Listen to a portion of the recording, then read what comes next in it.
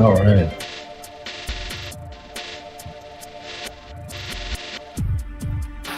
Good evening. This is the Dominance Academy. Welcome back. I'm your host, the professor, Mr. Justin.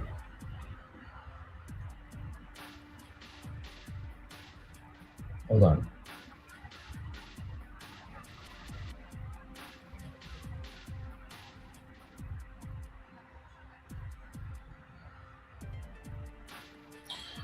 All right, so just tying up some things to chat here. So yes, thank you for joining me this evening. We're going to be talking about erotic authority, and a skill that is it's not really taught.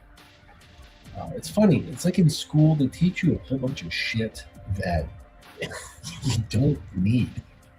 You know, they should, like in school, they should be teaching kids how to, balance your bank accounts, how to do budgeting, how to understand the stock market, like useful shit. You know what I mean? Like how to do an interview. Like those would be useful, right, for school. And instead they're teaching you fucking calculus. I've not once used calculus since I've graduated high school. Not once. I mean, granted, my work never really took me in that direction, but whatever. But yeah, the same thing like with health class. You know, it's like it was all just like vaginas and STDs and looking at slides of dicks with all kinds of warts and shit on them. Like that's not sex. Like that's more just health. Sexual education should include a wider variety of like activities, mindset, like what you actually go through emotionally, physically. But whatever. But anyways, we're going to be talking about something that's left out, which is called erotic authority. And and this is like bedrock stuff. It's bedrock stuff because it basically sets the tone for everything moving forward. You know.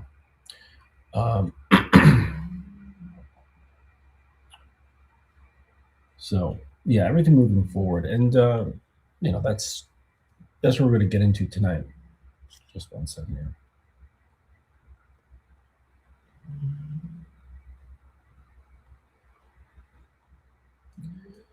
Okay, so have you ever been with a woman who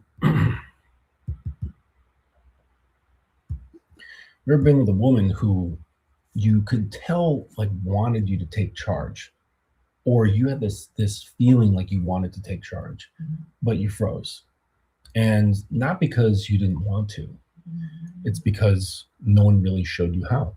They didn't show you anything. So you have this instinct, this instinctual pull to take the lead, but you didn't know what to do. And that's not personal failure, right? It's more of a cultural failure.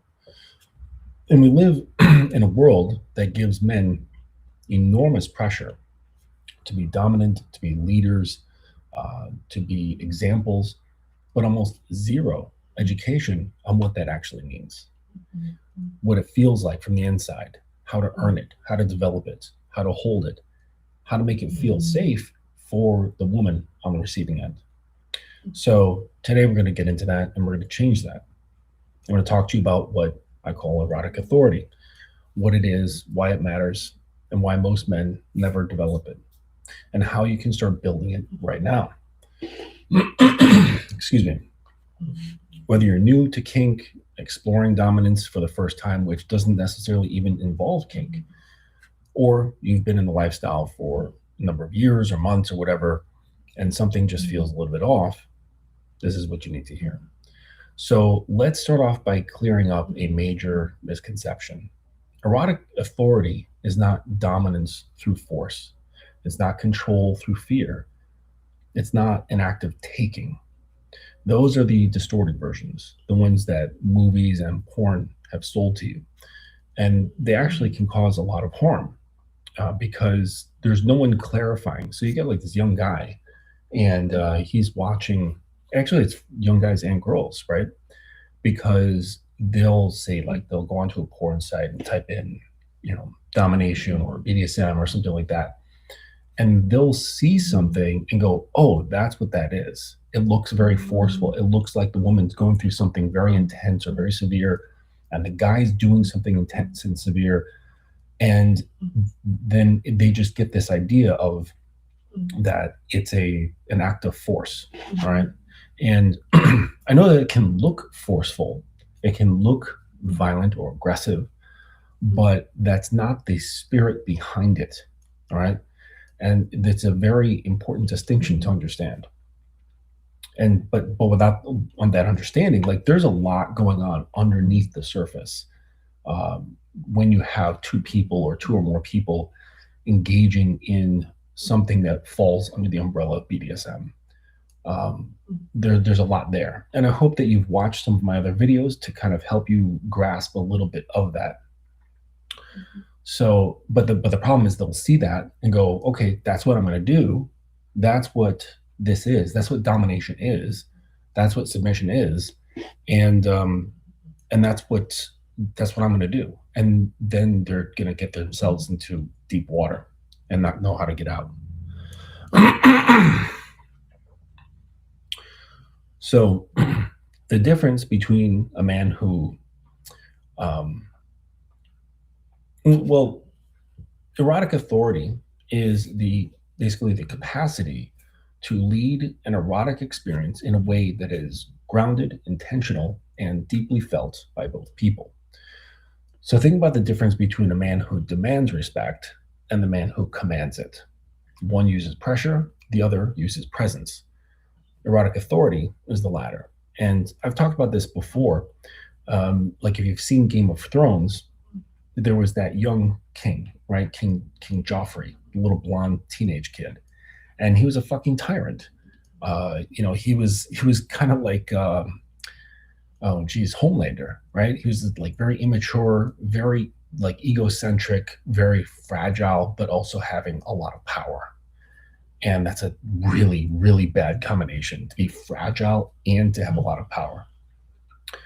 So, but that's what he was. He was a tyrant, and he would like kill people and harm people, and basically turn, what he thought was respect and reverence, but it was actually fear. And he would turn people into fearful followers of him, not people who just actually loved to follow him. And then there's the Starks, right? What was the first guy's name? Something Stark.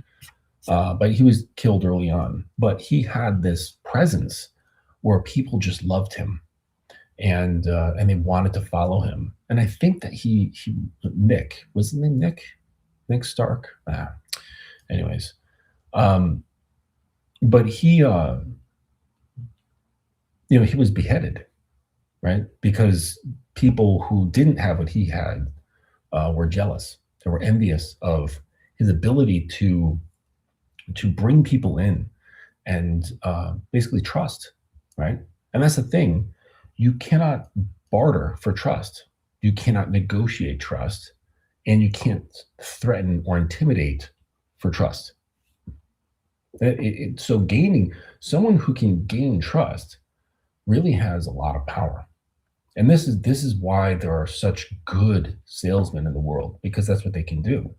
Unfortunately, it's not real, right? They're pulling levers and manipulating things to create the semblance of trust, right? So they can kind of manufacture the like a pathway of communication to gain someone's momentary trust, okay? Which is not to be confused with someone who's trusting you indefinitely. But it is a skill, and there's some people who have it, or they've studied it, and there's those that don't. And then there's those that bring about trust naturally, where people just feel them, like the vibe off of them, and they're like, this is this resonates with me. This person resonates with me. I just like implicitly trust them. So to break this down, it has three core components. Right. First is presence, which we just mentioned. And this is your ability to be fully here, not in your head, not distracted, not performing, not anxious about whether you're doing it right.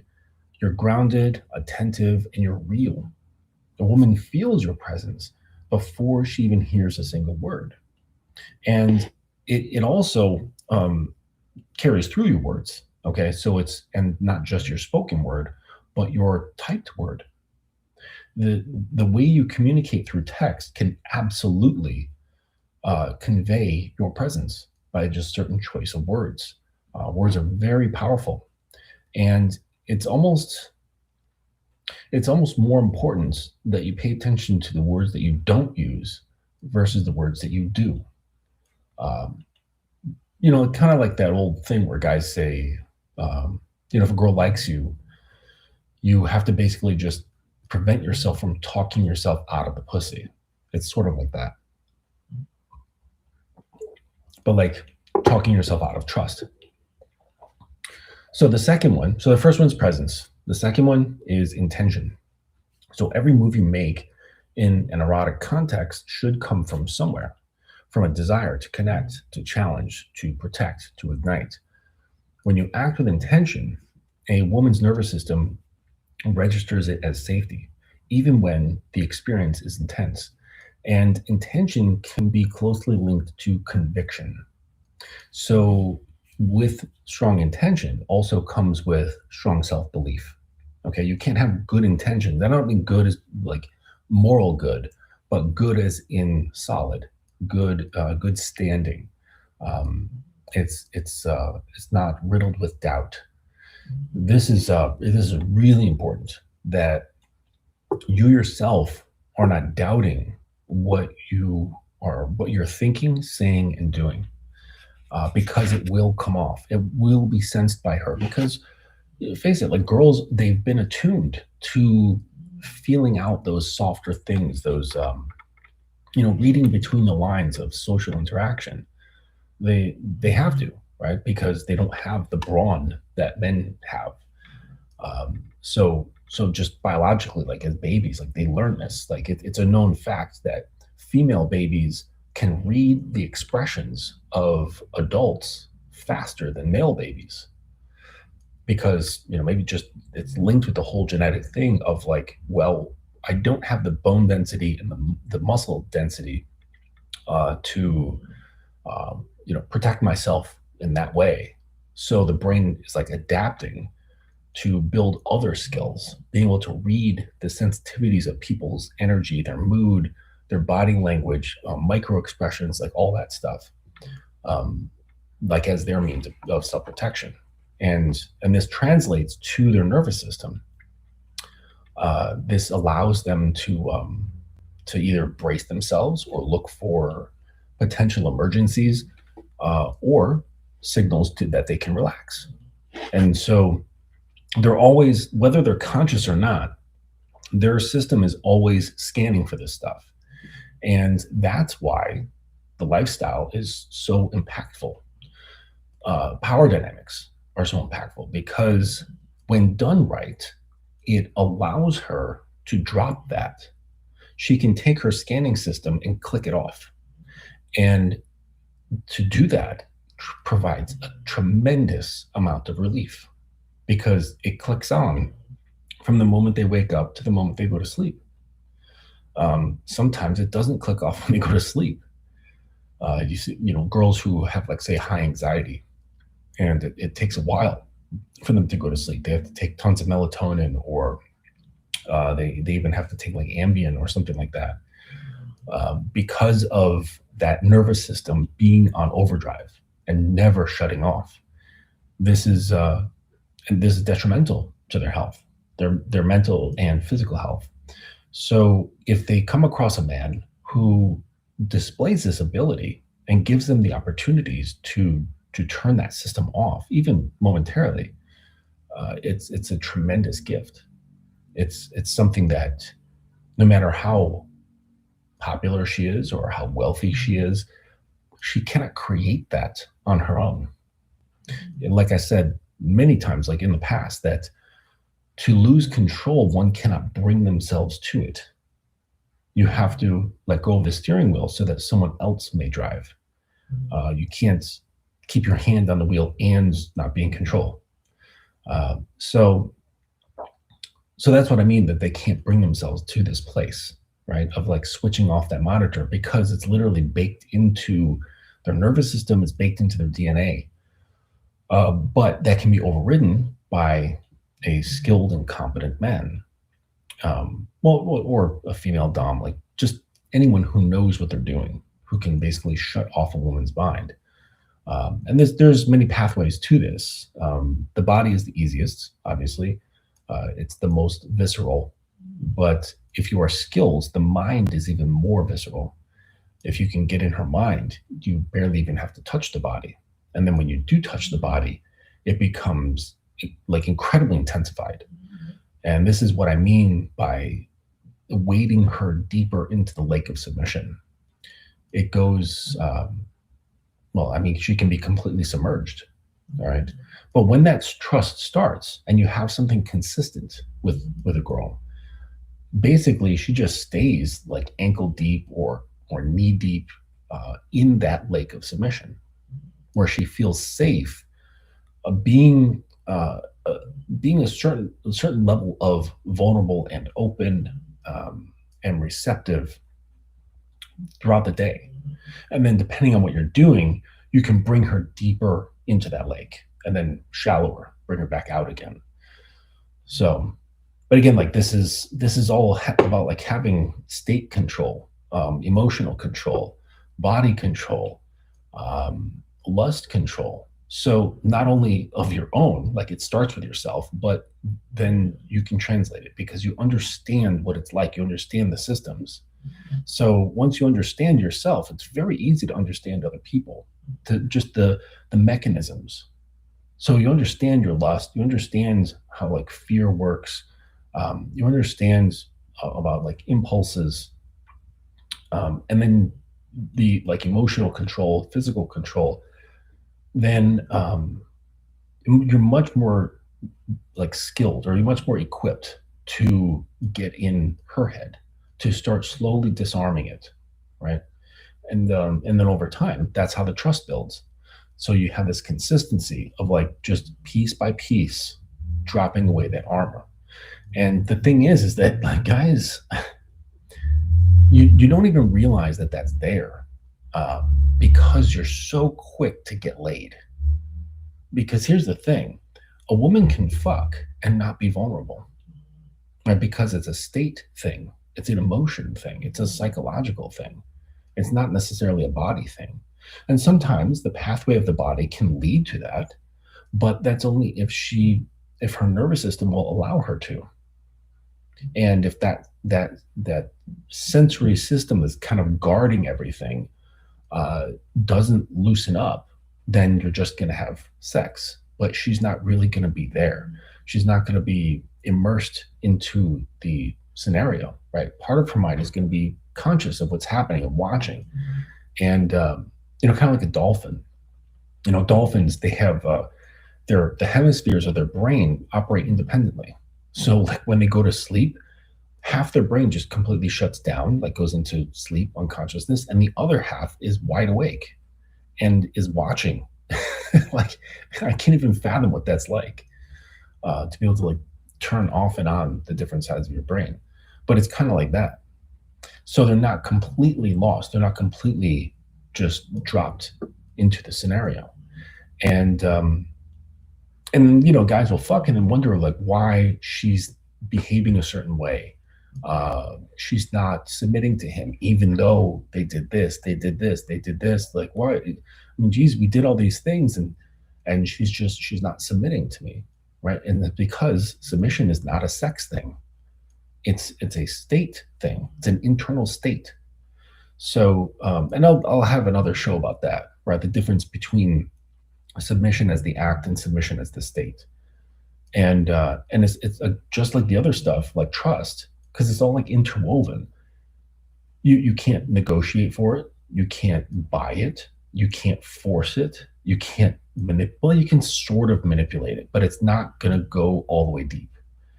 Um, so it's something that has to be cultivated. And in order to cultivate something, say, like a farm trying to grow seeds and cultivate crops, the soil must be prepared in such a way that the crops can actually grow.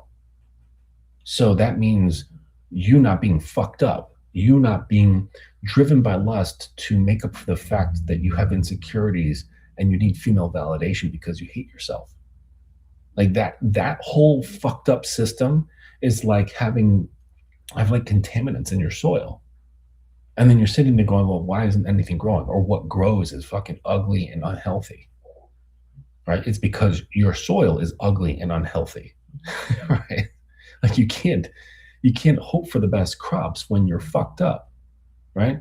And not only that, but you're a terrible farmer. And you just want to get to the crop, but there's a whole process, right, of growth, right? Well, there's a whole process of preparation, then the whole growth cycles and tending to those cycles, right? That you have to be aware of and know what to do throughout those cycles, just so you can get the fruit or the vegetable at the end. But guys are so obsessed with getting that fruit or vegetable at the end that they're looking for shortcuts to get to that. That's where PUA came from. That's partially what the red pill is about. There's a whole bunch of stuff that was just all about like, just how do I get the thing as fast and efficiently as possible? And so what that means is you're cheating the game. You cannot cheat the game. The house always wins. And you can't go around it. And if you try to cheat the game, it will fuck you up. It will fuck you up so hard. But the thing is that it'll fuck you up a little bit in the short term, and it will fuck you up really badly in the long term. And then you'll look back once your awareness grows, your wisdom grows, your self-development grows, because that's just what happens over time. You look back and you go, oh shit, I was such an idiot. What was I doing? What was I thinking? But now things are such a way because you've made certain choices based on certain thought patterns and ideologies and so on that you're stuck. You cannot change the past now. So this is the issue with trying to get to the fruit before it's even even grown properly or even ripened. I take my long ass time with girls. There's a girl I'm talking to right now, and she's like prime. She is prime set up for like not injecting, but like folding her into a dynamic. Okay, building a dynamic with her. She is prime. She's got a little bit of experience, but not a lot. She's young. She's a little bit like bright-eyed and bushy-tailed, a little bit naive, but not stupid. Just ignorant about certain things, and that's okay because we're all ignorant about stuff. Willing to learn, right? And like if you guys saw this girl, most dudes, they would just be immediately like, I want to jump on that. Like, and trust me, like I'm a warm-blooded male. I get that. I get the impulse. Like I can hear it too. It's in a room with the door shut, but I can still hear it barking behind that door, but I don't answer to it. Okay. Because there's bigger, more important things at play. All right. Because I know what the deal is, because I know that if I bring her in, and I was writing about this earlier, if I bring her in, I don't remember I talk about like the samurai sword and either you draw the blade or you don't. Okay. Either you cut or you don't. So the way I operate is I'm not going to scratch you. I'm not going to stab you a little bit. I'm not going to like graze your skin. Okay. If I draw my blade, it is cutting through skin. It's cutting through muscle. It's cutting through sinew and tendon, and it's cutting through bone. I cut with the intention of killing. Like, meaning that when I choose to do something, I do it for the full in choice to conquer and take all. And by taking all, I'm assuming responsibility for all, because I'm saying this is mine. And so if I know that that's my mindset. Okay, like I don't go out here and just kind of like, oh, I'm gonna like fuck a girl and like, oh, like whatever. Okay, like that to me feels like I'm shortchanging myself. Okay, because sexually speaking, the way I operate, there's like a whole bunch of shit that I like. All right, and to say I'm just gonna give her like mediocre sex, we're gonna kind of just like fuck and fondle, and then like whatever, it'll be done in an hour, and she'll go home. That to me is so incredibly unsatisfying. That's like someone saying, hey, you're allowed to paint, but you can only use green, red, and yellow. I'm like, wait, what? But there's like 40,000 paint tubes that I have at my disposal. They're like, no. Just use red, green, and yellow, right? I'm going to feel shortchanged. I'm going to feel like I can't fully express myself, okay? And I don't want to do that. So I'm choosing not to, all right? And then the only way that I can do that is if the person is in the right psychological and emotional and, physical position to receive that and build that with me, build that world with me. So they have to be capable, all right? And of course, I have to be physically attracted to them. It just can't be someone who's capable. So there's like all these factors. But once those pieces kind of like can link together, like that's it. The sword is drawing. And once I start getting in her, like, and I don't mean her body, I'm saying if she trusts me and I start going in, my presence is going to start to seep into the aspects of her whole life. And over time, I'm basically going to become her internal locus of control. It's like I'm going to be her internal locus of control instead of herself. So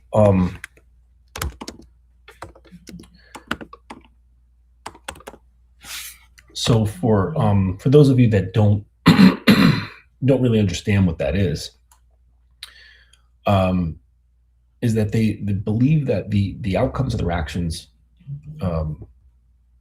are their own abilities. So it's like basically it's I think we all have this where your sense of self is your own internal hub, like on a wagon wheel. Okay. I would be replacing that internal hub with my own presence, not physically. And then it's like you start taking in the effect of physicality. That just pours octane booster into that whole system. And this is why I say, and I have a whole video about this, where you should not be putting sex first. Sex should be last. You should not be pushing for fucking. I mean, sure, like if you're like 20 years old and you don't know what you're doing, like, yeah, you know what? Like you're still wet behind the ears. Go have your sexual fun, okay? Because you're gonna learn a lot about yourself. You're gonna bump your head a lot of times, and that's good. Like, and I hope that you get your heart broken too, because that teaches you other things as well. Teaches you emotional awareness. So just don't get stuck there. But so yeah, if you're young, but if you're like in your 30s and stuff, you should understand stuff enough to be like, okay, that shouldn't be on the front end. That should be on the back end. And there's this whole other shit because I know, like, through experience, what effect that I have on girls. And I'm saying, like, once I come in, once I cut through the bone, there's no turning back, because if I do, basically, when I talk about like containers and liquid, once she's allowed herself to become liquid, and then say, I'm like, I don't feel like containing anymore. That those 2 weeks, that's all I want, right? Granted, it probably takes longer to liquefy something. So let's say like 2 months. Then I just leave her this like just a puddle with no containment on the floor. Just walk away. Now I could do that, but I think I have better moral integrity because it's like I wouldn't want that to happen to my daughter, right? Um, I would, I would, I would be remiss if I were to do something like that. So I just morally cannot do that. So this is why I take my time to really read a lot about her character, about her personality, her willingness, her openness, where her desires are, her goals. And I'm not talking about like career goals, but like basically like trying to get a sense of her thought process. See if there's any trauma in there, what the relationship is like to punishment, um, what a relationship is like to authority, not just family authority, but like authorities around her in society. Like all these things are really important, and and um, and so from the surface, guys would look at that and go, you're just like, what are you doing? Like, why aren't you like just fuck the girl, And they don't realize that I'm basically laying the groundwork, and because I'm pretty certain that she's going to start walking on that groundwork. And when she does, it's like it starts turning, shout out to Steve, it starts turning into quicksand and there's no getting out. And so like when this happens, like when you dominate and contain a girl and she goes into her submissive state, okay, not just a role, but her state shifts into something that's, more or less permanent, right? Like basically she's like calf deep in that lake constantly. Like that's the default, is being calf deep. And then she goes deeper depending on the scenario. She's going to be stuck to you for life. Like emotionally, she's going to be bonded to you forever, or like a very long time. And to cut that off, to just pour it out onto the floor, would send tremendous waves of like detachment, right? Like a severing, like pulling a tree forcibly out of the soil. And it would be the result of, or the result would be years of therapy, years. So this is why I don't take these things lightly, right? Because trust me, like you saw this girl, if you saw our conversations, you saw what she's after, the things that she's wanting, like just straight up, like, I want this, I want to do this, I want to feel like this, I want to be in this type of dynamic. So many guys would be like, holy shit. They'd be like drooling, right? And the thing is that it requires balance. So the balance is not seeing her hunger and her neediness and diving in. That's too much of one type. It actually requires you to step back and slow. So she's more fiery, intense, desiring. You don't come in with more fiery, intense, and desiring. You come in with the opposite, with calm, control, containment, guardrails, pacing, right? Not only to balance out the energy, but also to show her that she doesn't have much power here, or any power at all. And that, like, if things move forward, it's because you've allowed it to. Pardon me. So, because that's really the only power that girls have. And you guys just hand it over. You hand it over all the time. And you hand it over to girls even when, like, they're not even in front of you. You hand it over to girls just by in the way that you're thinking. Like all this, like, thinking about feminism and how it's caused so much harm to men in society, that's handing your power over to girls. By thinking about like sex and getting off and porn and like cam girls and Instagram girls and all that stuff, putting attention there, taking your king. She hasn't even taken your king, you've handed it to her. And then say like getting with a girl, and then your lust takes over, or afterwards you start falling for her, you've handed her your king. You didn't even put up a fight. Not even a single bead of sweat. Like, here, Take it. And my balls while you're at it.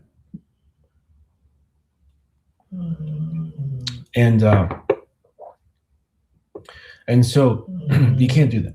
You really can't do that. But let's get back to erotic authority. So like I said, the first one's presence, the second is intention, and the third is accountability. And this is the one that no one talks about. Erotic authority includes the willingness to own your leadership. And that's what I'm talking about with this girl. It's about owning the leadership. Like, I can't own it partially and then walk away. Okay? Like, there's no part-time leader. You know what I'm saying? Like, either you are or you are not. You can't just say, well, I changed my mind. I'm not a leader. Or I'm only going to be a fair weather leader. I'm only going to lead when everything is good for me. When everything works out and everything's easy, that's when I'll lead. Well, you're not a leader.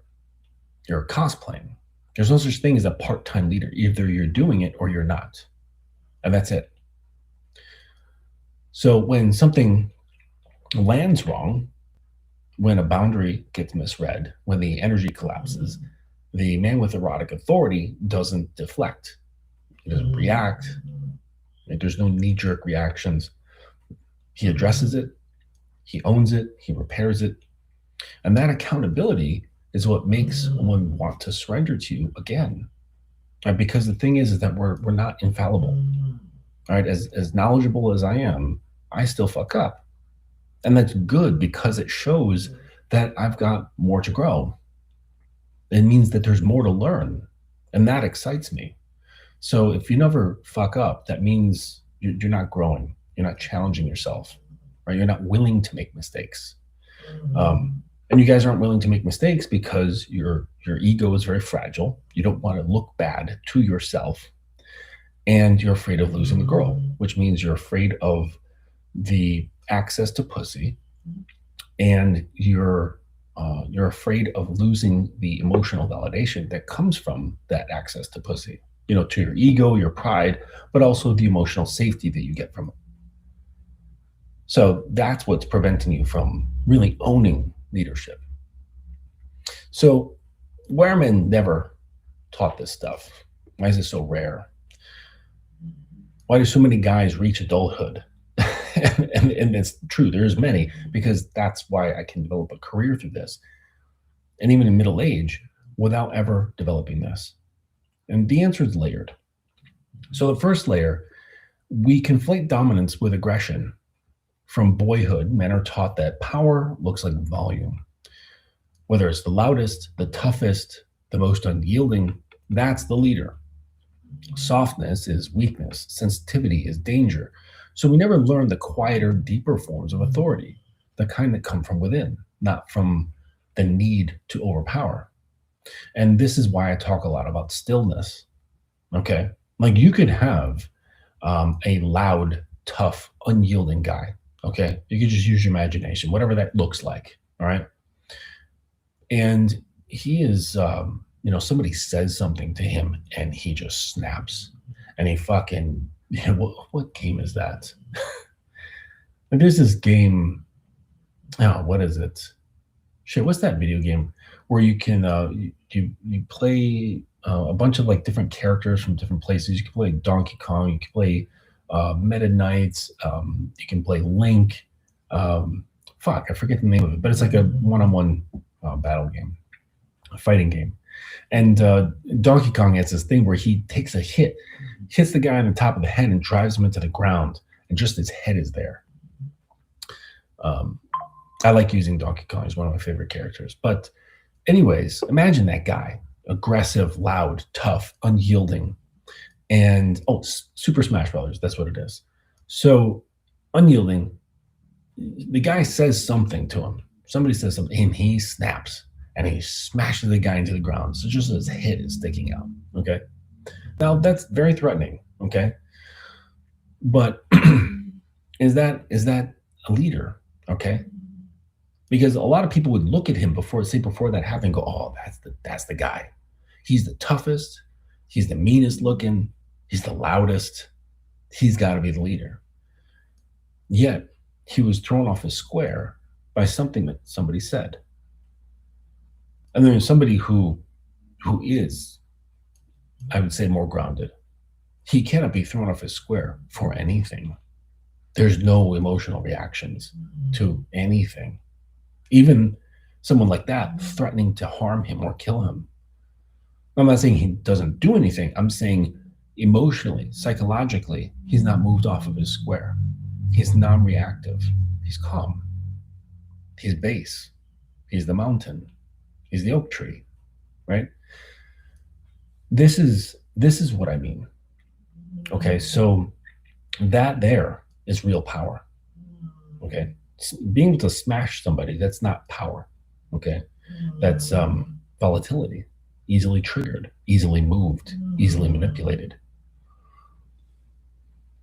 The more powerful man is the one who just simply cannot be manipulated. So that's the first layer. The second layer is we're taught to perform, not to feel.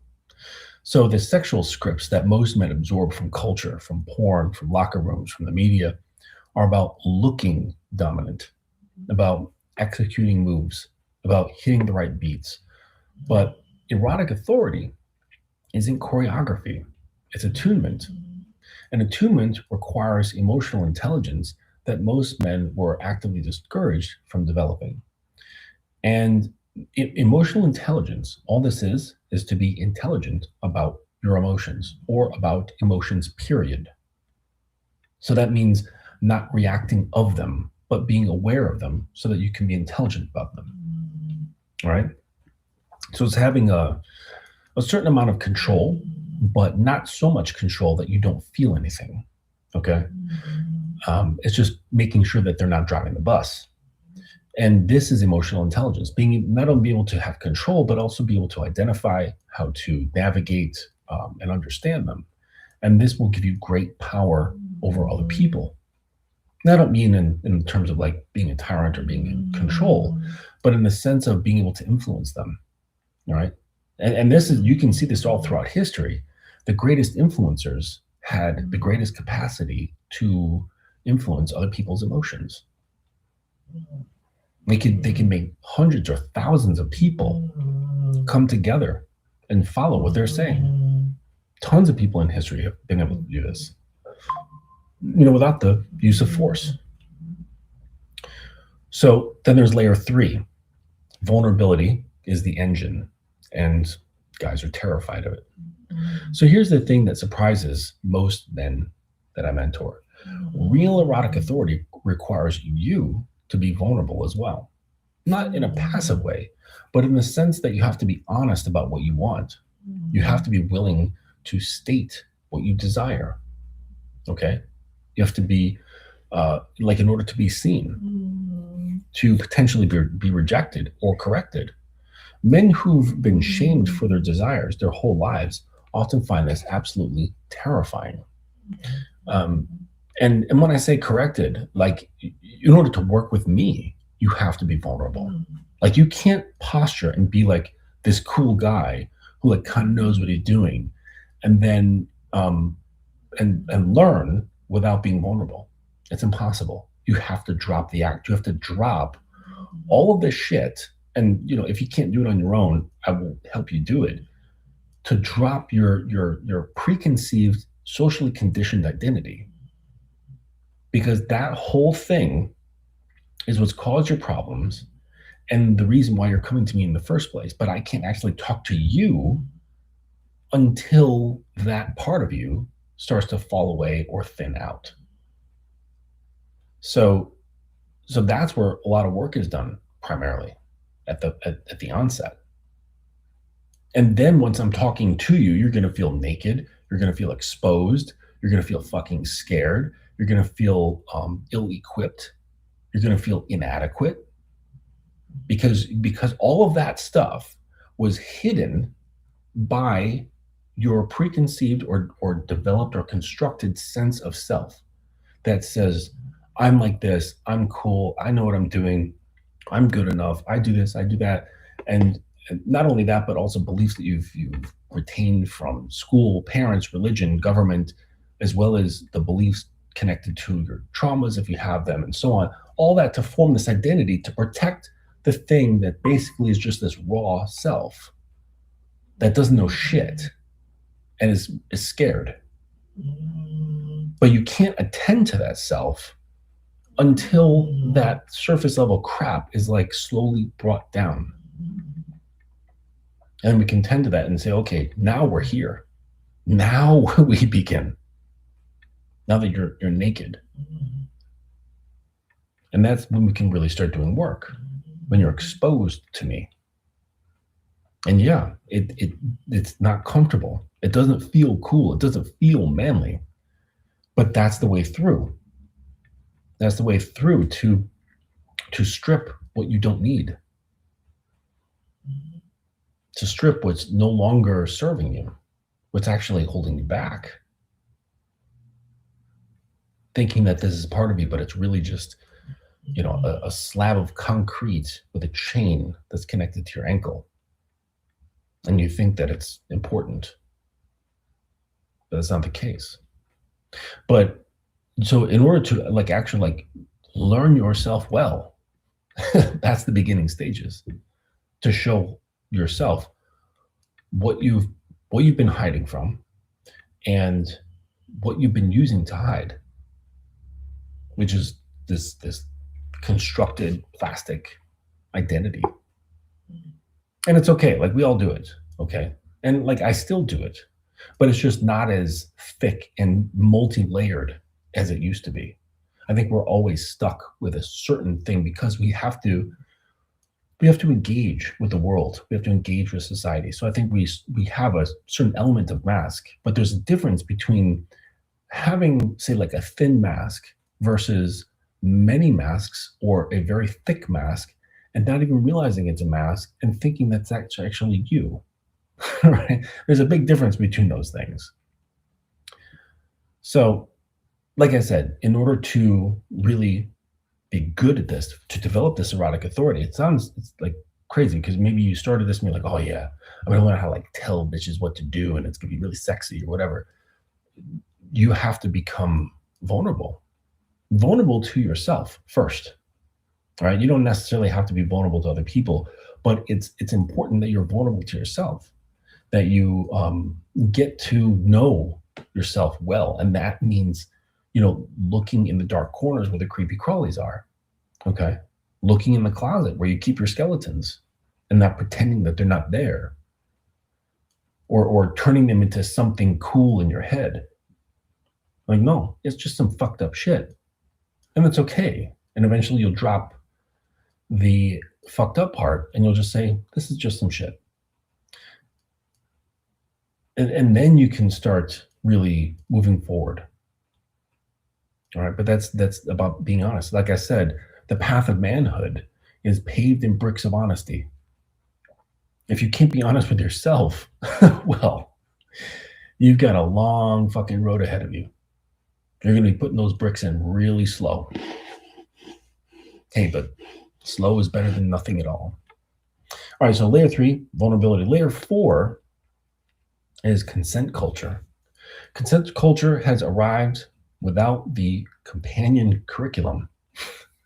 So the last decade has done critical work in teaching of what not to do. And that's necessary. But the positive vision, what enthusiastic, communicative, embodied masculine leadership actually looks like, that conversation is still not there. Men were handed a list of rules without being taught the underlying skill.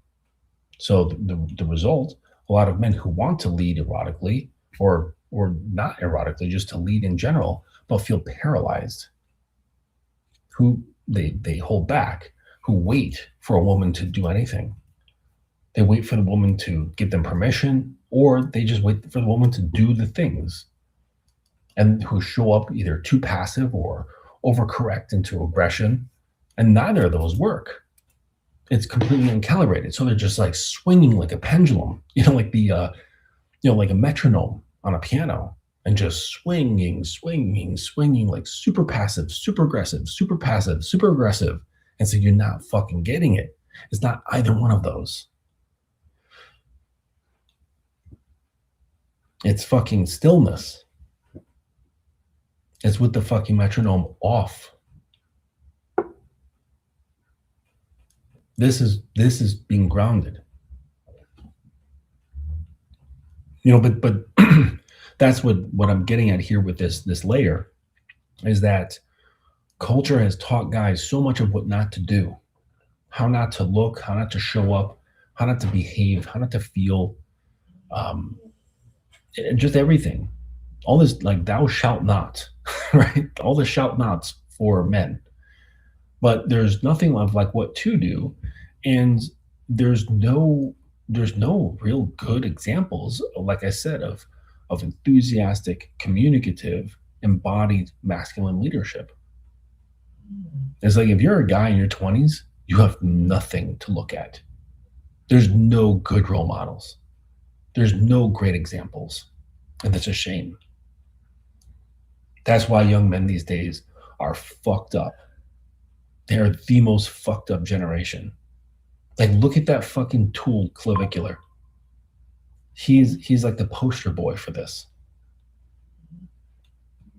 And the sad part is, I almost said the funny part, but the sad part is that there's guys younger than him looking up to him and saying, wow, that's a man. You got to be kidding me. You have got to be kidding me. That boy is dead inside. He doesn't know anything. He doesn't know who he is. And I hope that someday he has some form of awakening. I hope this is the case for every man on the planet, is to have that awakening and saying, oh shit. But the awakening isn't like, aha, I know. It's, aha, I don't know. Because the problem is that you convince yourself that you know. The point of awakening is realizing that you don't. And that all the time that you had with this knowledge, it was fake, it was plastic, it was a mirage that you had constructed yourself with the help of society, social media, culture, whatever. And you're like, yeah, I know. No. Like true depth, true wisdom, true knowledge. I mean, that's the whole basis of science, is to first say, I don't know. And I'm not going to like try to blow smoke up my own ass and convince myself. And your ego is going to take a shot. It's going to hurt too. And it's going to hurt a lot. But yeah, that's the beginning. The beginning to saying, I don't know shit. That's the beginning. I only know what I know. It might be a great deal more than you, but I still know that there's a fuck ton that I don't know. And then there's things beyond that where I don't know that I don't know. Now, that's just how things go. So be mindful. Be mindful of the people who, I had a teacher tell me to beware anyone who calls themselves a master. This was like in the world of martial arts, because there's so many people, I'm Master Bob or whatever. And I had a teacher, very, very good. And he was like, watch out for people who call themselves master.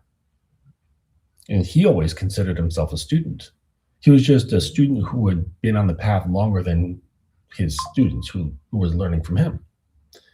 But he's like, yeah, I'm a perpetual student. And that's it. And this is the way like accomplished scientists are too. Like, despite having tons of accomplishments and awards and all this stuff, right? They're just like, no, I'm trying to learn every single day, just constantly learning. So embody the archetype, the persona of the student. Always be wide-eyed, ready to take it in, and not quick to answer and saying, yes, but I know. You don't know. That's your ego looking for certainty. that wants to say, I know.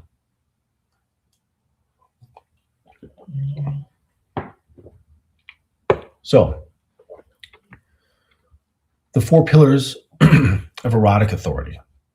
All right. So, this is the core teaching section. All right. Pillar 1 is to know your desires. And you want to embrace, not just know them, but embrace them. You want to know them with clarity and without shame. You cannot leave from a place that you haven't claimed.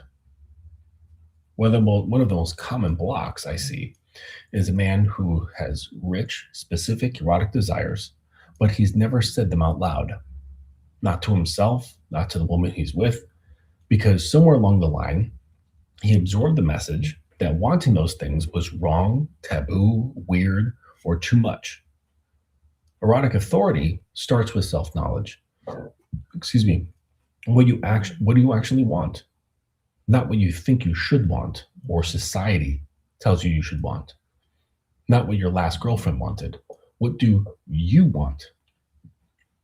And this requires internal excavation, journaling, fantasy analysis, sometimes therapy, but it's foundational. A man who's ashamed of his desires will always telegraph that shame in the bedroom. And shame is the death of authority. You cannot be an authority and feel shame. You cannot be dominant and feel insecurity. It just doesn't work.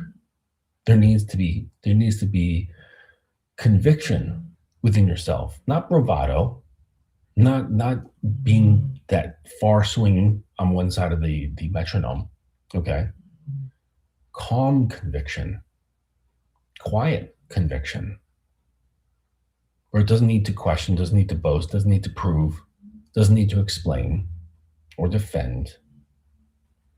It just is. And so you can't, like, that's what's necessary. And that can't exist if you are shaming or feeling guilty about certain aspects of yourself. You have to accept it. It doesn't mean that you're accepting them as perfect. You're accepting these things as present within you and not trying to deny their presence, right? So you could have like a fucked up kink, right?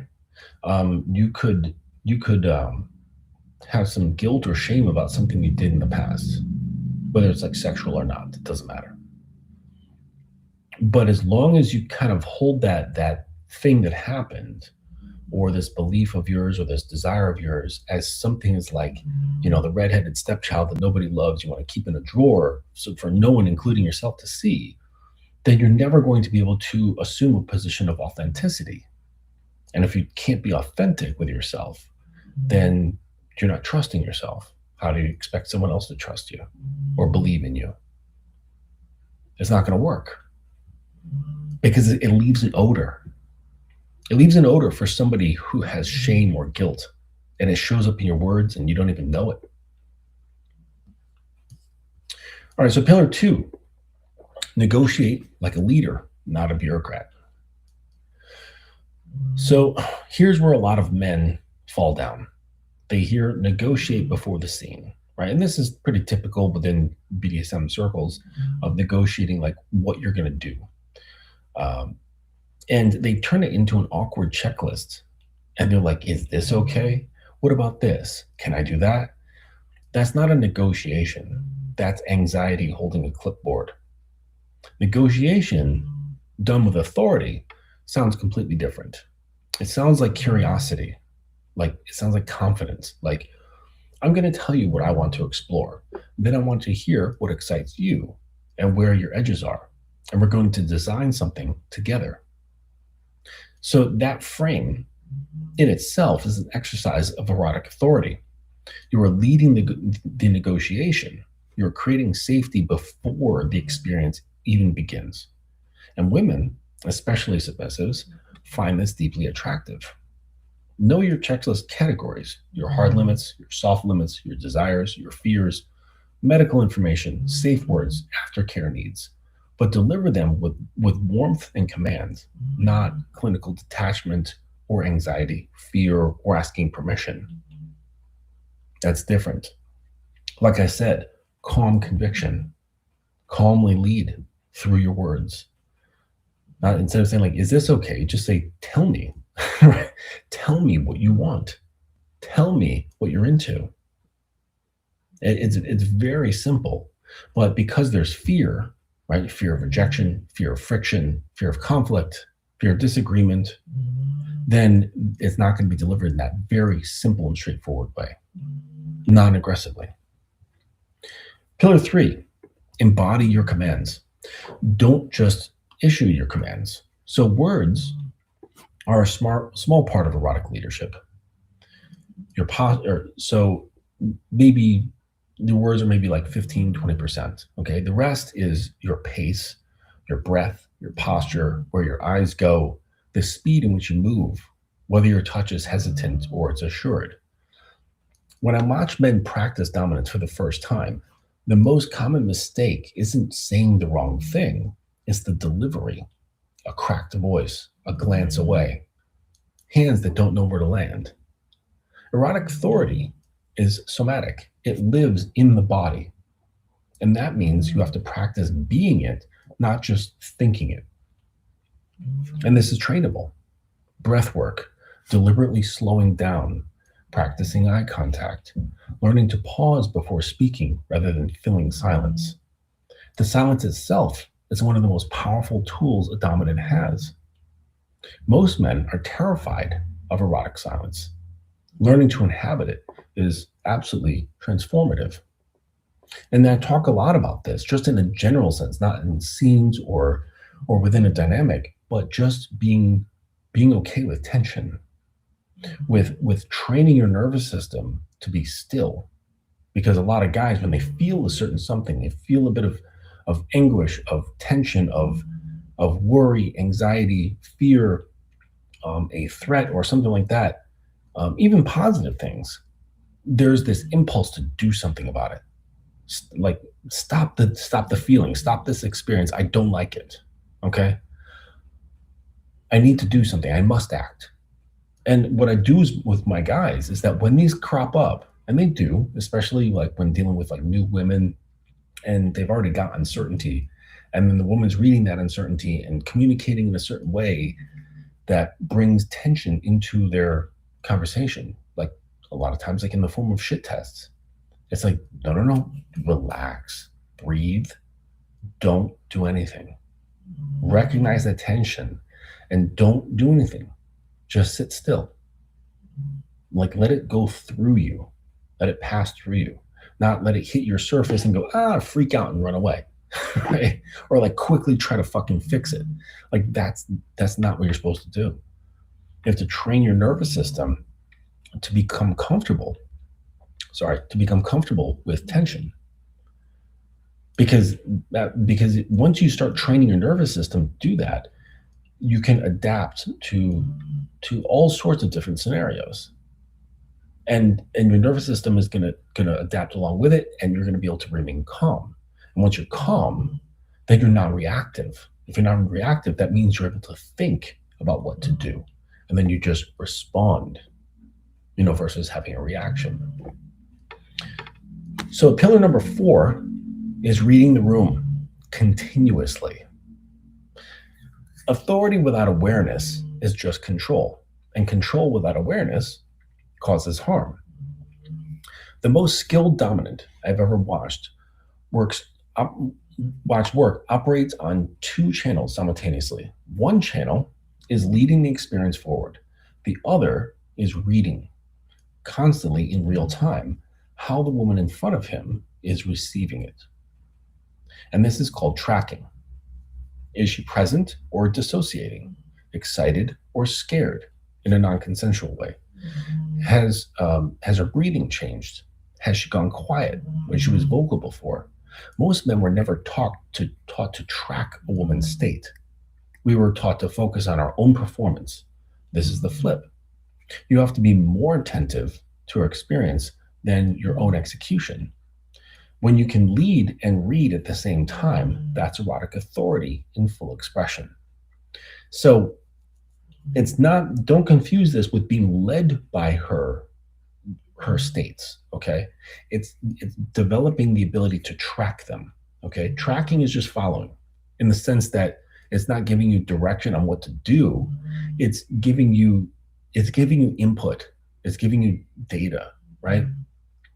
And not just like, the difference is like, if you're seeking validation, you're trying to do things and read in order to gain a certain outcome so that you can feel like the fucking treasured boy that she's going to pat on the head and say, that's such a great job, right? I really like you. That's not the same of what I'm talking about here.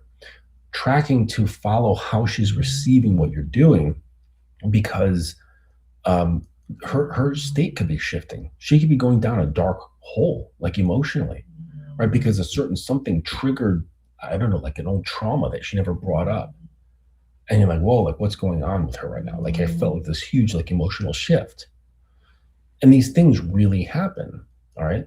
Like maybe not if you're just out here just like simply like bending a chick over and fucking her and then taking an Uber home. Like that's not gonna happen, all right? But then again, you're barely sticking your toe in the pool. Like you're not really doing anything. You're not really cultivating anything. All you're doing is just like rubbing your dick inside somebody. Like you're not doing shit with your own experience or with a woman's experience. And you're not even there for an hour. It's like 5 minutes of like grunting and then that's it. Not saying that you have to fuck long, but like just the entire thing. All right.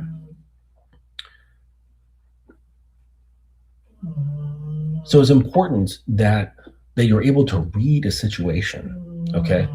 Get the temperature, right? That's what I mean by like reading the room, is getting the temperature for a room, the attitude. If there's tension in the air, or just what is in the air. Is it tension? Is it elation? Is it fear? Is it joy? Is it excitement? Is it curiosity? And from that, like from whatever the inputs are, you are then able to reshape and guide if necessary. Or you take that and you push it forward, like even faster, but maybe in a slightly different angle. Okay. Like this is what I talked about before with harnessing her arousal, harnessing her mind state. And instead of just going in the direction that she would like to go, taking that and transmuting it into something else. Okay. It's the same philosophy behind like, conditioning, right? Where like every time she has an orgasm, you grab her wrist, right? Grab her wrist again. And that starts putting a link to that. So that now when you grab her wrist, it's reminding her body that an orgasm is coming. And she may have an orgasm right there on the spot just from you gripping her wrist in the same way that you did in the bedroom. So it's the same kind of stuff. Right? But like in order for that to happen, you have to be able to read, sense, perceive. And to do that, you kind of have to like get out of being completely immersed in your own experience. Remember a long time ago, I always talked about the conductor, the symphony conductor. He listens to music. Of course, he likes the music. He wouldn't have his job. Okay. He loves the music, but he cannot be afforded the privilege of immersing himself in the performance the way an audience member is. He doesn't have that privilege because he must remain in control. Now, does that mean he doesn't enjoy it? No. And does that mean that he, can't immerse himself? Yes. Because he has a job to do. He has a responsibility, not only for the audience to receive like a good performance, but also that all the players, right? The oboes, the strings, the woodwinds, like everybody in the symphony, they're doing what they need to do at the right time, at the right intensity and all this stuff. Okay. Surely they're trained, but they require him to be there to kind of help regulate the entire system. Okay. Because those instruments, they're solely focused on their little tunnel vision, their little piece of music, which only contains their notes that they're supposed to play. And their focus is on that.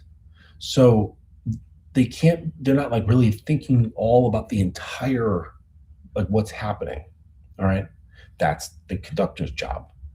And so they say like the woodwind people, that group, they're focused on their music with some of their awareness on him, like kind of like bouncing back and forth for cues to make sure like, okay, are we veering away, or are we staying on track? Are we go a little bit this way, or are we on track?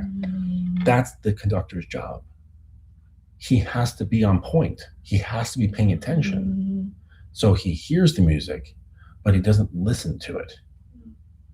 And so that's kind of the way you have to be. If you want to be dominant in the bedroom, if you want to have this as part of your lifestyle, if you want to turn this into, a creative outlet, you have to assume the position of the conductor. You cannot be someone who's just hungry and immersed and just gorging yourself. That's fine for a young guy in his 20s. Gorge yourself like it's the last time you're ever going to eat, every single time.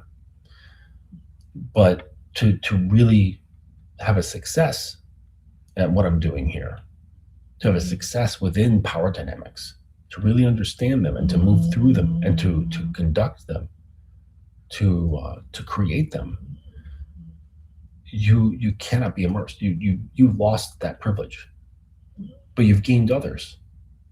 So you lost the privilege of immersion, but you gain the privilege of control when someone hands it to you. Because with enough time outside and away from immersion, from gorging yourself, develops a certain sense of knowledge, calm, and trust. Because it's very hot for like a woman to get with a guy that she's attracted to, that just gorges himself on the sexual experience, right? There's a certain level of sexiness to that, but that does not heighten trust. Because, like I said, she can have great sexual experiences that might look like submission, that follow certain acts that maybe you've seen in porn that look like submission, that are not really submission. And that's the difference between, and we'll talk about this on another show, between submission and surrender. To surrender, like when someone says, like, I've surrendered myself to Christ, my heart, I've surrendered it to Christ, or whatever, like that's putting ultimate trust in the situation. Her fucking and getting, covered in bondage and being whipped and, having 10 orgasms in a row to the point she's crying, like that's just submission. That's just, and it's performative. That is not being surrendered, because to surrender means releasing control, like of her soul, of her mind, and even like many of the boundaries that she once had over her body. It's a big deal to not just say that they want to be owned, but to actually really feel it, like really desire, and not in a frenzied sort of way, but also in the same sort of calm conviction sort of way that they want to be owned. I don't know, it's hard for me to imagine it, so it's probably hard for you to imagine it, but you can try of what that must feel like.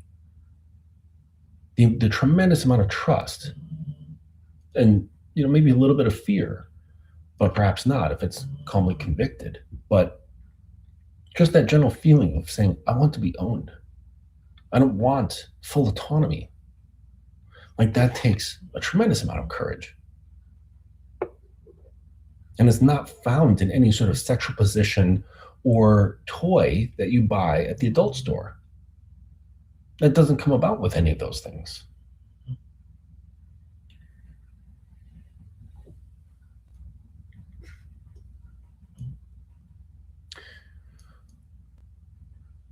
So there's another thing here that I want to address head on, because I know some of you might be thinking it. Some men come to me having absorbed the idea, and this is around consent, that consent, explicit, ongoing, enthusiastic consent, is somehow the enemy of erotic authority. That that asking that asking kills the mood, that checking in breaks the spell. This is one of the most damaging myths in masculine sexuality. And here's the reality. Consent is the architecture that makes erotic authority possible. Without it, what you have isn't dominance, it's coercion. And the woman on the receiving end isn't submitting to you, she's tolerating you, or enduring you, or complying out of fear. None of those things are submission. None of those are what you want. A woman who has genuinely chosen to hand her authority of herself over to you, who knows her safe word is real, who trusts you because that's what you've developed. You've developed that trust through the negotiation that we talked about, through reliability. That woman can go deeper than anyone enduring a non-consensual dynamic ever could. Now, that's not to say that consent is the end all be all, because just like anything in the world, too much of anything, too much of a good thing becomes bad. And I believe that this is very much real in sexual culture and in kink culture, where it has gone a little too far. But I'm working on something, and I will explain that later, perhaps in a paper or in a show, maybe a recording. But yeah, when taken too far, consent, what it does, and this is just to kind of like paraphrase the work that I'm doing, but when consent gets overblown, when it becomes too its own gravitas has become too big for itself, it erodes trust. So it like cancels out trust. And that's the funny thing is that that's the whole point of consent, is to help develop trust. But when there's too much weight on it, and I think that's what's happened, is that it starts eroding trust. Because part of us, because that's the whole point, right? The whole point is so that we can get to a point of freedom.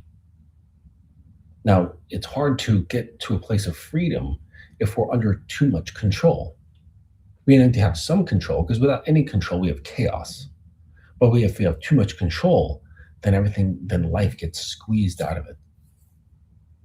So if you have like too strong of a consent culture, then it'll start squeezing the life out of trust. And now trust becomes this formulaic thing, right? Part of trust has to do with letting go despite not knowing the outcome. Like that's literally what trust is.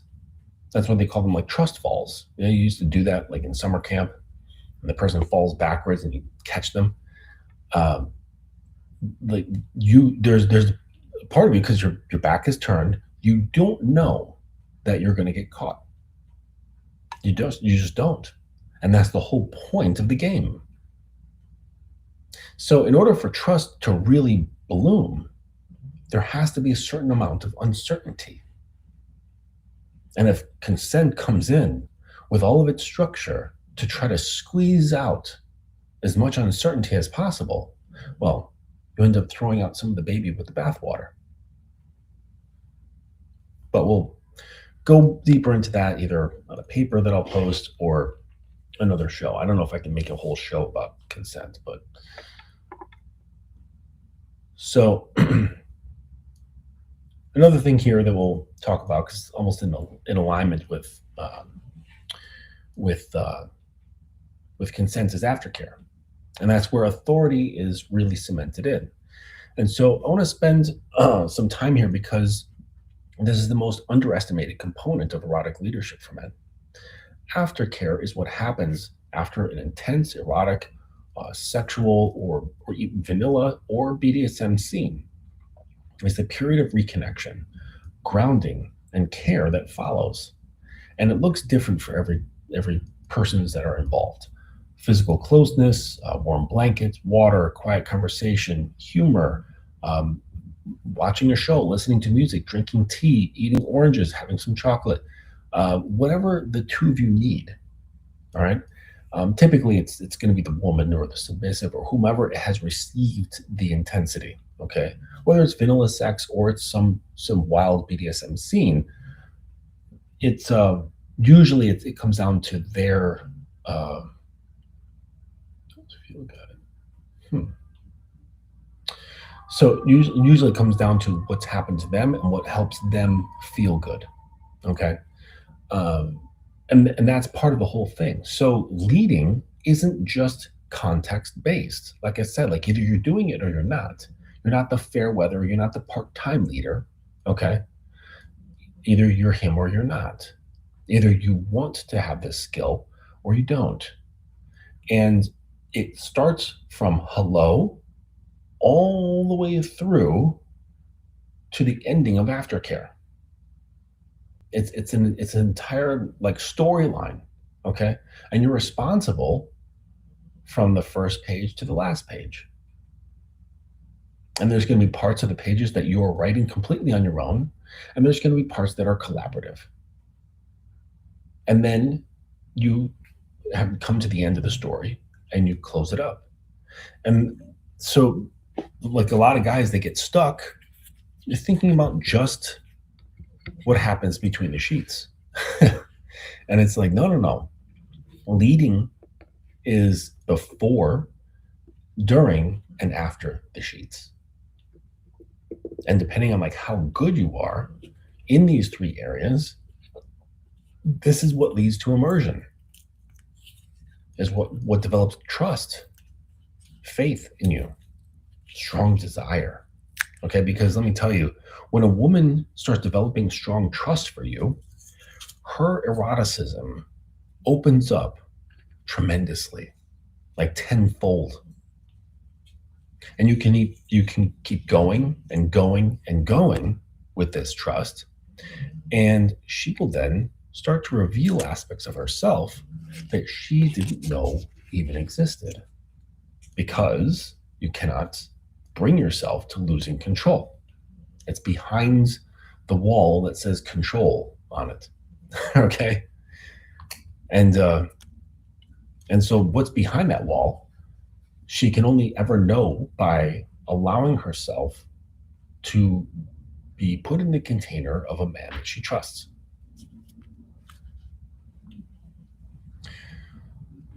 So just know that it's the entire story, okay? Not just what to do in the bedroom.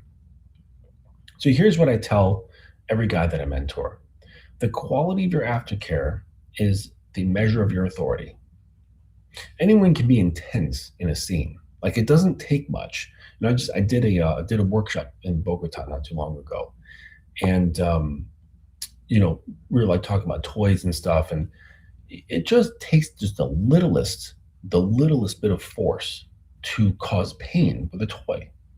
You barely have to swing it, like whether it's a crop or a flogger, you know, or like a single tail.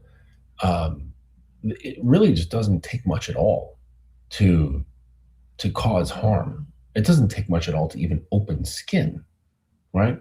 So you see like someone like in a movie, someone's got a single tail, like whoosh, like doing like a full force like whipping, right? And it like opens the skin, right? That shit's gotta hurt so fucking much, because even just 10% of that, like what you would use in the bedroom, or 5%, it really fucking hurts. Like a lot. You can easily leave welts that stay there for days. You know, like just a red stripe, like along a girl's backside. And it takes such little force. Okay. So it's very easy to be intense in a scene. Presence under adrenaline is relatively easy. Presence in the aftermath, when you're both calming down, when she might be emotionally raw, when you might feel your own vulnerability rising, that's where your character shows. Men who abandon the emotional work after a scene, who roll over, check their phone, or emotionally disengage, are dismantling everything they built. Women often describe this as worse than if the scene had never even happened. So, if you are going to be this way, Don't bring her into deep immersion. Like I talked about this like dilemma, with this sub that's feeling me out and so on. Because I'm not going to, if she becomes liquid and comes into my container, I'm not going to dump her onto the floor because I know the result. Like, don't be that guy. And if you are that guy who's just going to roll over, spark up a joint, have a cigarette, grab a drink, your phone, or call her an Uber without any aftercare, then you really shouldn't be very intense. You really shouldn't be. You have to hold yourself back a lot. Just give that 20% dick, and that's it. Okay? But you're going to be shortchanging yourself. You're not going to be quite as satisfied. Like, you're not going to be, that's not as satisfying as a girl and watching her completely lose herself. And it's like, it's not just because of the pleasure, it's everything. It comes from your presence, not just the things that you're doing. It's like who you are and how you're showing up in the moment. And that's including before, during, and after. Like, so, like I said, it's immersive. She walks deeper into the lake of submission. And so if you're not prepared to, handle that, like the aftermath, then you can't go hard. You can't go deep. That's just the way it is. You can't get into their fucking heads and start thinning out their identity and ego like on the spot. Because they're just going to be blown wide open. And hey, like if you don't give a shit, like that's fine. But you're not making the world any better. It means you have no conscience. You're a fool. And that's okay. If you're like, yeah, fuck it. I'm a fool. Okay, I can take that. Right? At least you're honest. You're being real, being authentic with yourself. Saying, yeah, you know what? I'm a selfish dick. I don't really care. I'm going to go far. I'm going to go hard. I'm going to go deep. And then I'm going to fucking call her an Uber and send her home. But don't complain if she never wants to see you again or doesn't become all that interested in you or drama starts ensuing. So I don't want to hear any complaints. We are responsible for all of our choices. So aftercare also includes what I call the 48-hour follow-through, a message the next day, a check-in, acknowledgments that something real happens and that you're aware of it. This isn't a sign of weakness. This is this is already assuming that you're not a simp, okay, that you don't have nice guy disorder. All right. This is the mark of a man who takes his role seriously because he knows the effect. He knows the impact that it can have. Erotic authority extends beyond the bedroom door. It lives in how you show up afterward, before, during, and after. So, some common mistakes and how to correct them. 1, performing dominance instead of inhabiting it. The fix is breath and stillness. When you feel yourself going into performance mode or reacting quickly, slow everything down by 50%. Just try to train yourself not to react and respond so quickly. Just take a breath, take a beat, and then respond, whether it's verbal or physical. 2, skipping negotiation out of embarrassment. The fix is reframing it. Negotiation isn't awkward paperwork, it's foreplay. Lead it with confidence, and it can become erotic in itself. 3, ignoring her body language during the scene. The fix is deliberate practice. In lower stakes encounters, make it your only job to track her states. Don't worry about doing anything else. Just watch and listen. 4, confusing emotional withdrawal with dominance. Cold unavailability is not authority, it's fear. The fix is learning the difference between calm, grounded, present, unflappable, and closed, shut down, defended, and unavailable. Women want the former, the latter causes harm. And number 5, never getting mentorship or community. You cannot fully develop erotic authority in isolation. Find community, go to munches, workshops, find a mentor. The kink world has more structured mentorship culture than almost any other sexual community on earth. So here's what I want to leave you with today. Erotic authority isn't something that you're born with. It's not a personality type. It's not reserved for men who are naturally confident or physically imposing or experienced. It's a skill. And like all skills, it's learnable. It's practicable.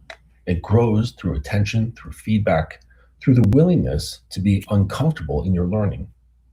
The men who develop it, real erotic authority grounded in presence, intention, and accountability, and genuine care, become men that women describe as transformative. Not because they're the most aggressive or the most theatrical, but because being with them feels safe and electric at the same time. That combination of safety and electricity is the signature of erotic authority fully exposed. You have the capacity for this. You just have to choose when to do the work. Right.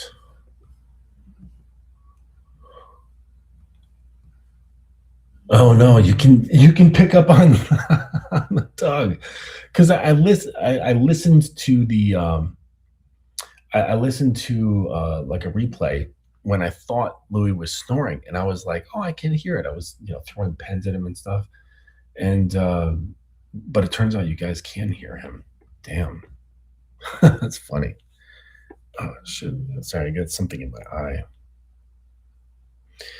But all right, it's just background noise. Yeah, it's for the ambiance. It's funny. Yes, it's my Louis. Yeah. You're allowed to be here. Little kitten's gotten in trouble. She can only come onto YouTube. No other social media. Oh yeah, totally. Well, this is how he is all the time. Like he crashes out and it's just out. Yeah.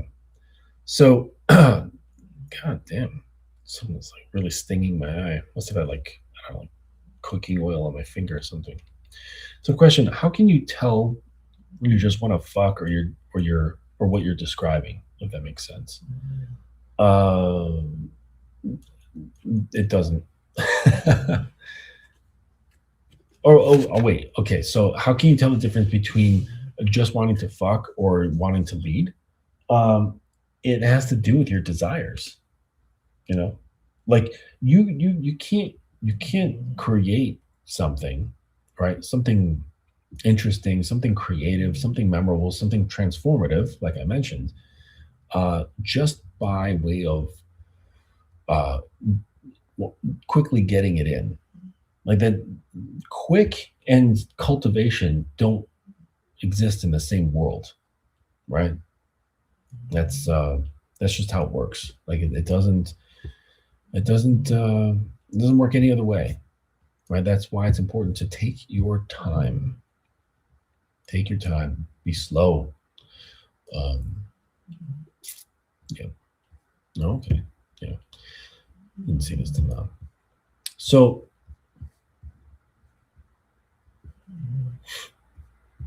Yeah, Super Smash Brothers.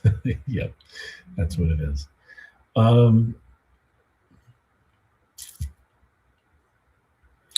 So yeah, it's important that you just gotta know yourself, man. Like don't. So there's like guys who just want to fuck, and then they want to also consider themselves dominant, right? And that's just not like there's a difference between being a top and being a dom, right? So like somebody who just wants to fuck and be the one who's in control, that's a top, right? The one who delivers the goods, okay? And then the one who receives the goods is the bottom. But that's not to be confused with being a dominant, or it's not to be confused with domination. They're two totally different things. and one is more complex and rich than the other, and that's just how it goes, right? One requires like a lot of experience and study and fucking up and being having a community and a mentor and all this stuff. It's like going to fucking school, right? That's why it's called the Dominance Academy, right? It's not like the Dominance Camp where you like go for the weekend and then you come out and you're like, hey, that was super fun. No, it's an academy. Like it takes time to learn this stuff. Okay, because actually to become something, you have to unbecome something, right? Because you can't have two selves operating in the same place. What's that thing about two? But you can't have two selves like operating in the same space at the same time. It just doesn't work. So one has to go. One has to be filtered out, as it were. And this is what's entirely necessary. It's entirely necessary for this stuff.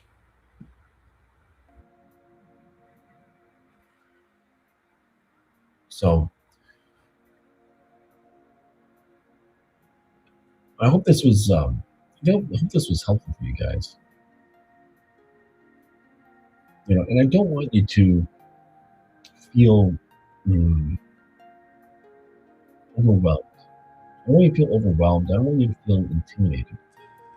I want you to feel um, invigorated by there's so much to learn. Like that's how I feel when I come across something. I'm not just like, oh shit. Um, there's so much to learn, and just feel my spirit crunched or um, ruined by these things. No, no, it's almost like I'm lamenting the idea that I don't have enough time. Like I've got a series of books. I've got about 8 books sitting in my Amazon cart that I desperately want to read, and I don't have the time. And that's my problem. I don't have enough time to just sit down and read continuously for hours. That's what I love to do, but I just can't do that. So that's what I'm feeling bad about. Not that there's so much to learn. I was kind of bouncing from article to article and picking up on a name, like, oh, who's that? And then I go to that name, like online, and I find out who it is. I'm like, holy shit! Like this person is like this massive mogul in like the old school, like old guard, like leatherhead era of BDSM, and they're like super highly regarded, and they've written like these books that have like kind of become like the I don't know if they're called the Bible of these things, but just really important works that sort of set things in motion in terms of understanding and and coming to consensus on certain things. Like I didn't know this stuff. I'm like, holy shit, I gotta read these books, right? And these are like old ladies writing this stuff. Well, some of them, but it's that's where you should feel like, oh shit, I don't know, like there's just not enough time because I have just life responsibilities. But you shouldn't feel overwhelmed or threatened or daunted by not knowing. Like I said, if anything, it should be encouragement. It's the worst. Like, you know what they say? What's that phrase? Like, um, don't be the smartest person in the room. You don't want to be the smartest person because it's fucking boring. You want to be, well, just something else, some other position, because this is what you want to be able to look at people and learn from them. Okay, if you're the smartest in the room, there's nowhere to go. You can't go up. You are up. You are the up in the room. You should spend time with people who are beyond you. Get to know them, either like online or in person or whatever. I know most people aren't meeting people in real life, just socially cut off at the knees. But I think, like if you have questions or you want to understand this world a little bit better, I would say, I would say, uh, go online. Maybe if you've got like a local adult store or a couple of them, See if they have a bulletin board, because a lot of times they have bulletin boards that they'll put up like events or workshops, munches. Do research, Google like in your area for, or like a nearby city for munches. And these are casual social gatherings of people who are in the kink community. And they just hang out. They have lunch, try to go for drinks, and just talk and like network, mingle, share stories, just talk about, I don't know, whatever. And you can just come in there humble, right? Humble, open-minded, open-hearted. Just be like, hey, I'm just kind of getting into this. I did some research so I can meet some people in the community. I'm really new, but I want to learn. And you'll probably be met with open arms, with people being like, oh man, that's so cool. I'm glad you're, expressing your curiosity and you're coming out to meet some of the people in the scene. And that's just going to be a small pocket, right? Small pocket of people, because there's probably like hundreds, like the kink scene in New York is probably thousands of people. Okay. And you'll just meet like a few of them that much. But that few can like extend to other few, then other few, another few. Before you know it, you're maybe going to an event, going to like a kink party or a club. You're being invited to like a private munch at someone's home. You're able to meet a mentor or whatever, or maybe someone to play with, or someone to get into a dynamic with. But if you just kind of like stay as a hermit and never get out, never do anything, you're never going to grow. Like I mentioned right before, this can't happen in isolation. You have to have experiences with other people, right? If you're a guy listening to this, you have to have experiences with women. You have to get away from the fucking screen. Like, she's not going to come crawling out of the screen like that fucking, like a movie Poltergeist where like the ghost came out of the screen. Or was it the other way around? Where the girl went into the TV? I don't remember. But it's not going to happen. She's not going to come out of the fucking screen. Like, you have to get your chops up. You have to skin your pasty baby soft knees. Okay, like your buttery soft knees. You have to scrape them up. You have to bang them into the ground, into the walls. Right? Your soft little skull. You have to make it hit a wall. And yeah, it's gonna hurt. But that's how you fucking grow. You cannot grow in isolation without the proper stimuli. Like this is how like these like online keyboard warriors exist. Right? Because they got all the fire, but they have no real armor because they have no real experience. They just have like their online argumentative, assertive persona. And they don't really interact deeply with other humans. This is where trolling comes about. Trolling is this is not men's work. This is boys' work. Like if you consider yourself a man, do not troll. It's adolescent. It's immature. Trolling and being a trusted leader do not go hand in hand. Either you're on brand or you're not on brand. Makes sense, right? Like powerful companies, like Nike, they're not going to do shit that goes off brand. And when companies do that, it fucks them over big time. Okay, remember? Oh shit! There was a car company. Was it recently that they were advertising? Was it BMW or Jaguar? I think it was Jaguar.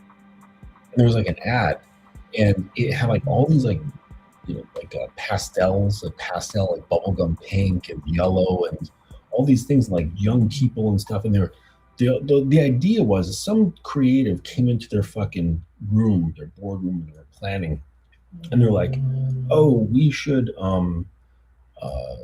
we should kind of get in touch with the younger crowd. We should try to get in touch with the younger people and appeal to them, because probably our demographic is getting old and dying off. So we got to kind of change our marketing, and it totally fucking bombed, because when people look at Jaguar, they think of it like a certain vibe, and it's not fucking pastels, or like when was it Bud Light? Like they did a shift. They did a shift in a thing, and like I can't remember what it was. Was it something having to do with homosexuality or transgenderism? I can't remember. But they did something that was like touching on that. It was like a person. Fuck, I can't remember. There's like a person that they put on that can, and their demographic was like, "What the fuck are you doing? This is Bud Light.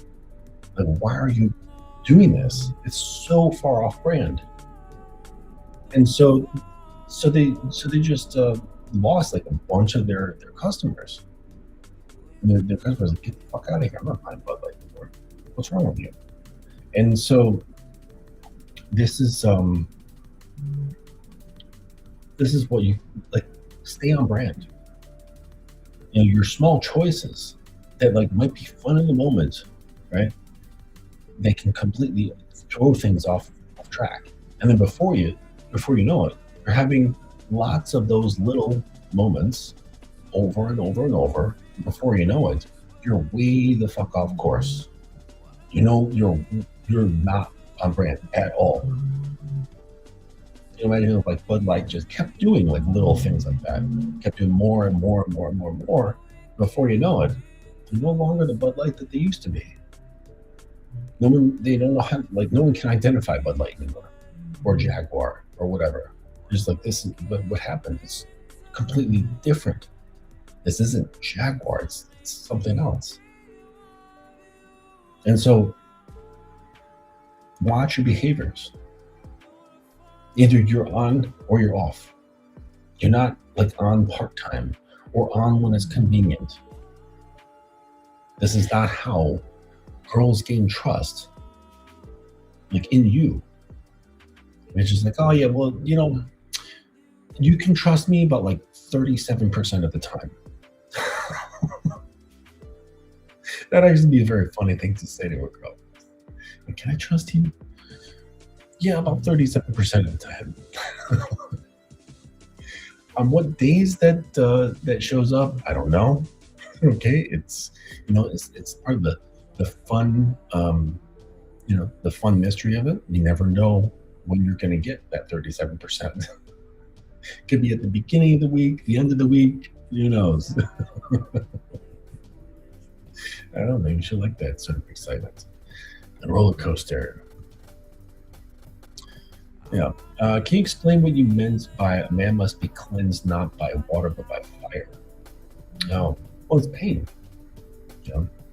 Cleansed by fire is enduring the pain of your ego being bashed, being bashed to smithereens. That's pain by fire. Okay, you're enduring pain. Water doesn't. Water's water. Yeah, cleansing yourself by fire is allowing yourself, your assumed self, to be seen.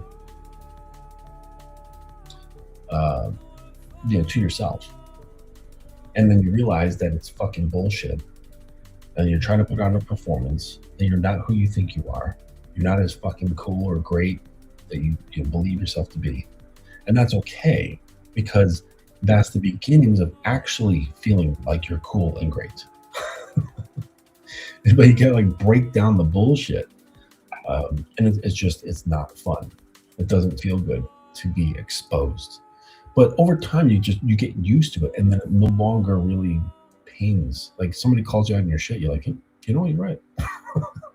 You're not going to like defend anything, and it's almost like a little treasure for you, because that's a win, right? Because that's bringing clarity to your own existence.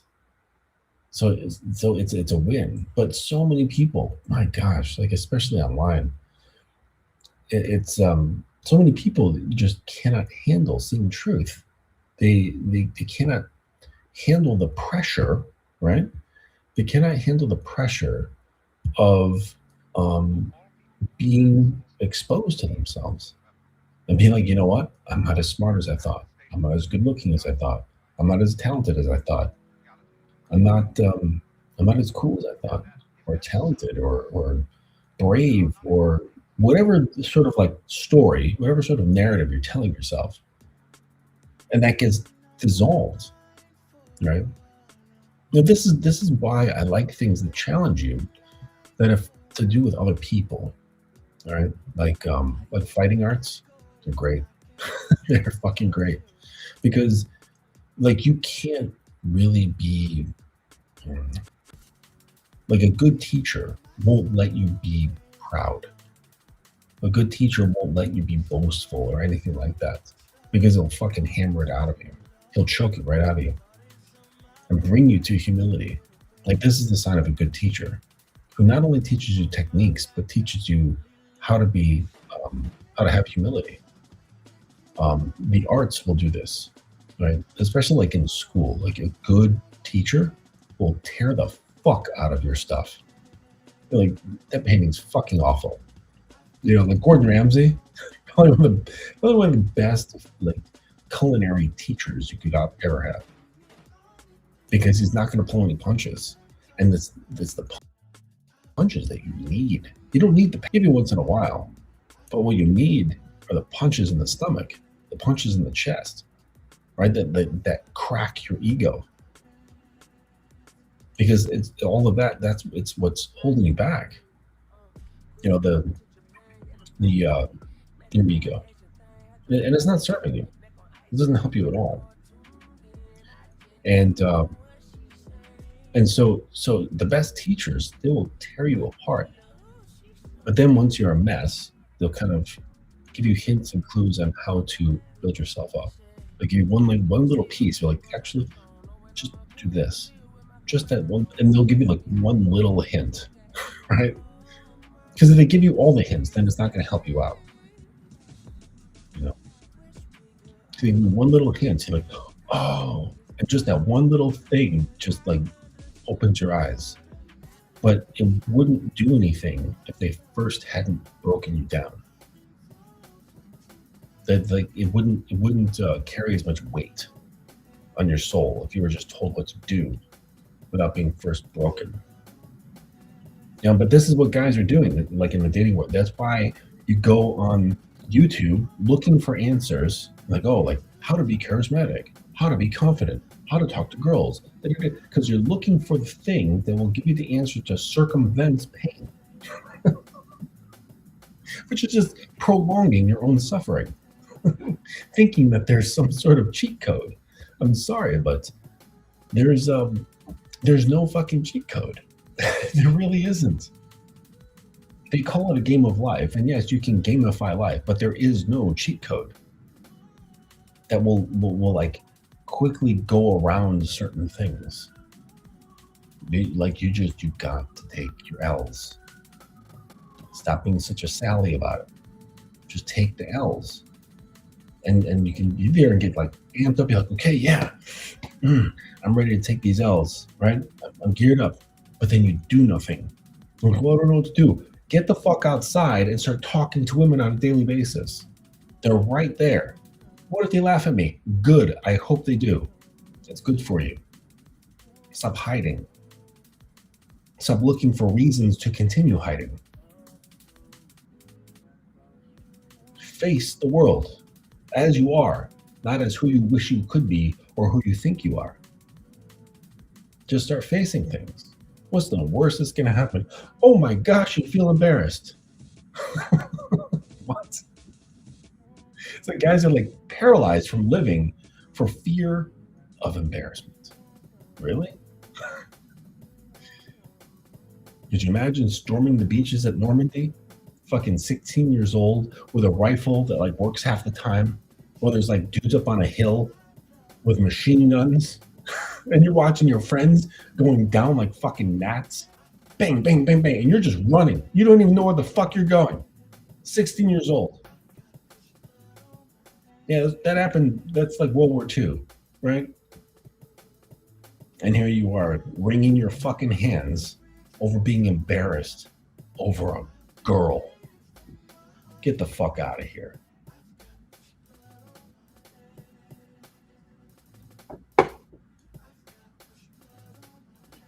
Like, first of all, you're not that important. Like, that right there, pure egoism, massive egoism to think that other people are really paying attention to you. Like, oh, I'm afraid because there's all these people around. They might see me talking to her. You fucking egomaniac. Do you really think that everyone's paying attention to you? They're not. They're stuck in their own little world, just like everybody else, just like you are.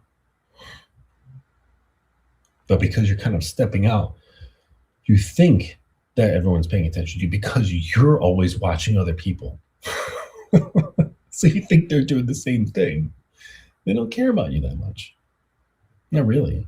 And if they were to observe and go, huh, look at that guy making an idiot of himself, you're going to be forgotten within like 10 minutes after they like move, like get their coffee and leave the cafe or go to a different area of the park, or they find their, they have to get off the bus because their stop has come up. Like, you're out of there. You're not going to go home and be like, oh my gosh, have I got a blog entry for you? Like, there was this guy on the bus, and they immortalize you on the internet with the story of how you talked to some girl on the bus. Like, that's not going to happen. You will not be immortalized. You will be forgotten within minutes. But that's funny because that also comes with a little bit of discomfort, right? It's like, but I want to be remembered. But I want to be invisible. But I want to be remembered. But I want to be difficult. I want it to be easy. Also, you want everything. You know who wants everything all at once? Children. They want that's what wants everything all at once. Little kids.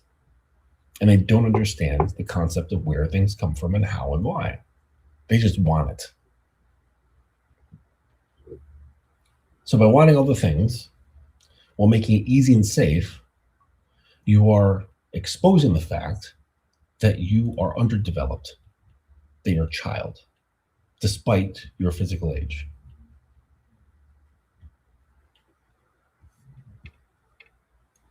Oh yeah, he's fucking crazy, dude. I like watching Gordon's reactions. Like, he's like, I think on his IG, he watches other people's videos of like cooking. And some of them are really good and some of them are really bad. And he's just like, wait, what? What are you doing?